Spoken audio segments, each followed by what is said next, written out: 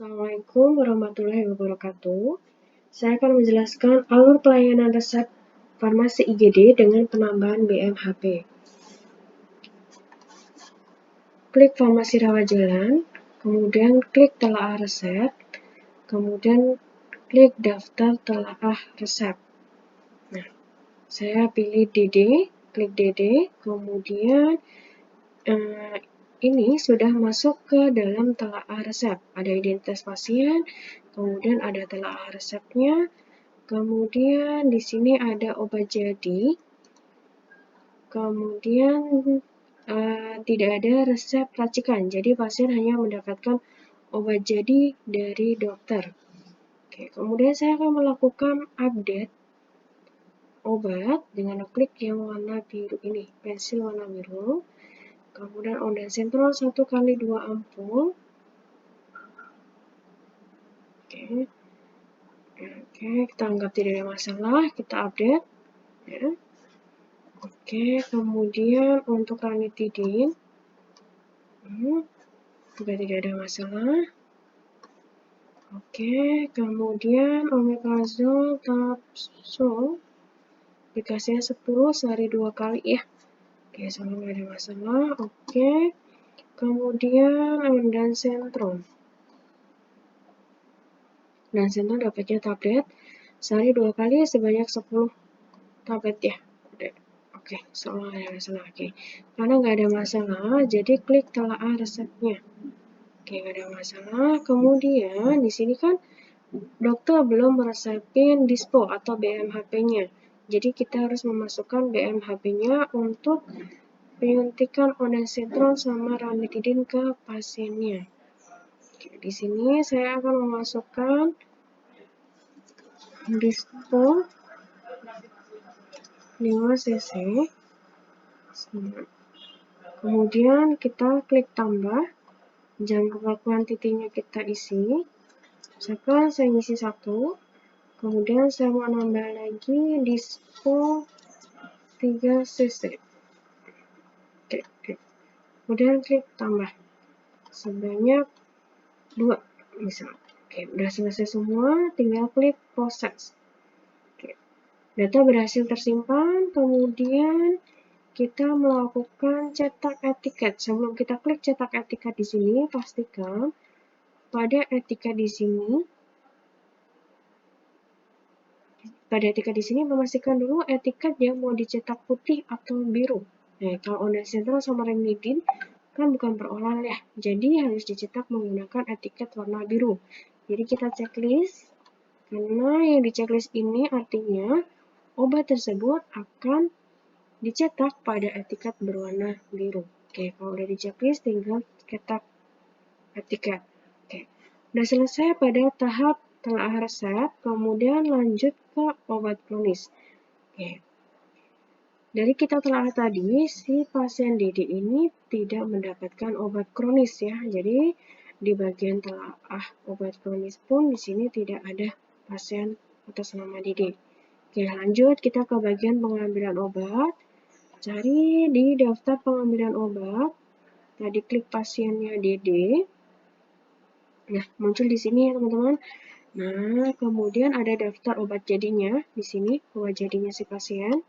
Ada ondansetron, omeprazol, ondansetron tablet, kemudian ranitidin injeksi. Oke. Ingat ya teman-teman, di bagian pengambilan obat ini yang menentukan obat yang kita berikan itu penuh atau dihutangkan. Ya, kita diberikan penuh atau kita kurangi untuk dihutangkan obatnya. Jadi kita memastikan di sini stokan kita benar-benar ada atau enggaknya. Misalkan nih di farmasi 1 itu barang yang tersedia setelah kita cek itu cuma ada ondansetronnya kan yang diminta di sini misalkan 2 ya. Ternyata yang tersedia itu cuma 1 kayak gitu. Nah, berarti teman-teman harus transfer dulu dari gudang yang lain. Misalkan dari farmasi 3 kayak gitu. Sedangkan farmasi 3 ada tuh ondansetron. Nah, teman-teman harus transfer dulu dari F3 ke F1 sejumlah 1 atau dengan jumlah yang diinginkan. Atau misalkan nih di sini Setelah kita ngecek barangnya, ternyata online centernya kosong, kayak gitu. Nah, kita harus konfirmasi ke dokternya. Nah, sebelum kita klik update, kita balik lagi ke telaah resepnya untuk melakukan konfirmasi. Kayak gitu ya. Nah, tapi di sini saya anggap online centernya ada. Jadi, saya langsung klik update. Oke. Terus kemudian ada omeprazole kapsulnya. Saya anggap juga ada. Saya klik OK. Kemudian ranitidinnya kita update juga OK. Jumlahnya cuma satu saja. Terus di sini ranitidin injek. Nah, selesai ya untuk pengambilan obat. Lanjut ke bagian BMHP. BMHP ada yang perlu ditambahkan lagi tidak? Kalau misalkan tidak perlu ada yang ditambahkan, yaudah kita bisa lanjut ke bagian proses. Tapi misalkan masih ada yang bisa ditambahkan lagi, kita masih bisa masukin. Misal di sini mau masukin dispo.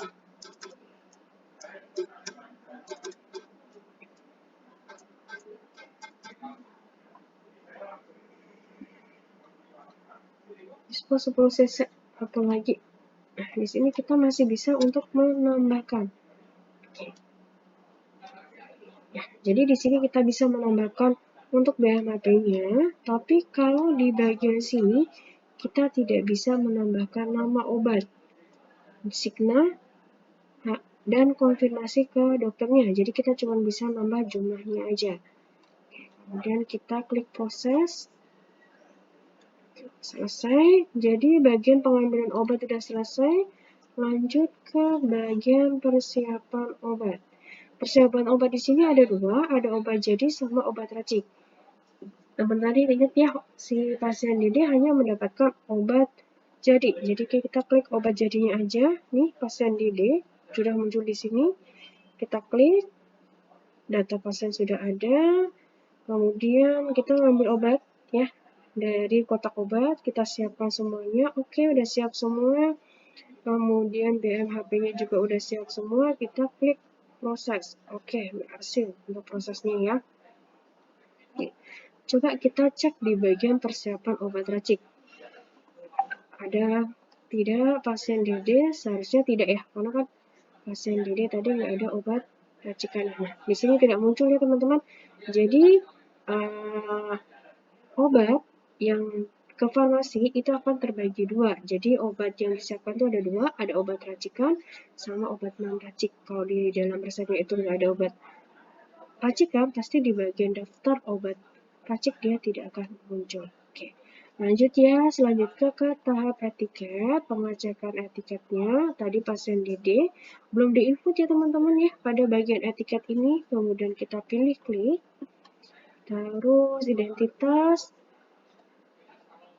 kemudian ini nama obatnya, ada obatnya, kemudian ada jumlah yang diresepkan dan obat yang diambilkan.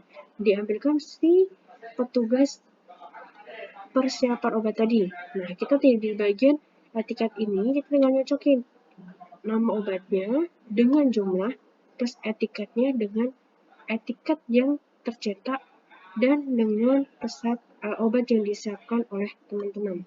Oke, kalau udah selesai semua, kita tinggal checklist di sini.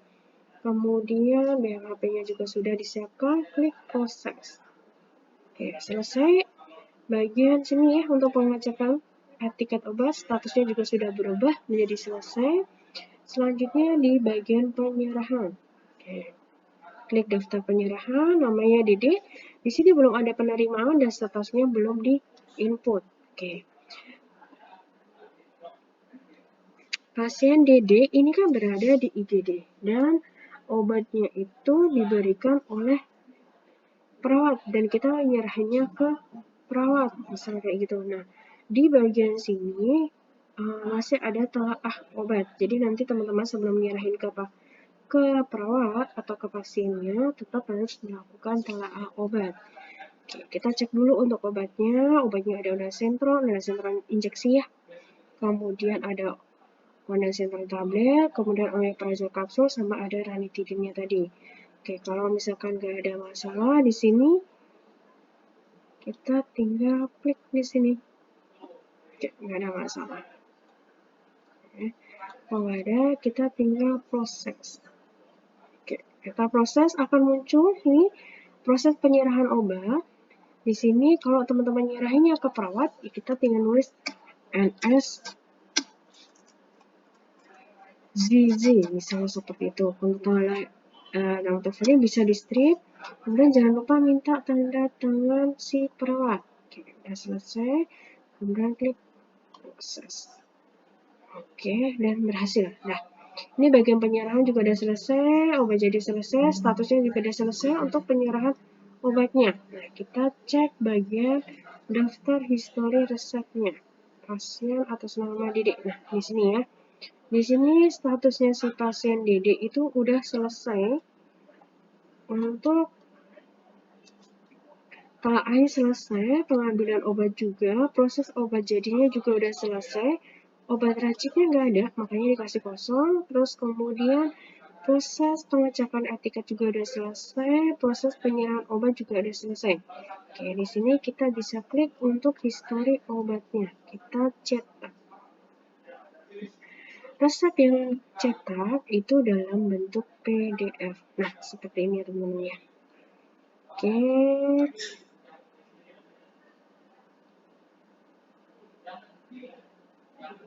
Nah, di sini ada kegiatan yang dilakukan di farmasi dan nanti siapa yang telah pengambilan obat, kemudian yang melakukan persiapan obat jadi, melakukan etika dan penyerahan nanti namanya tercantum di sini.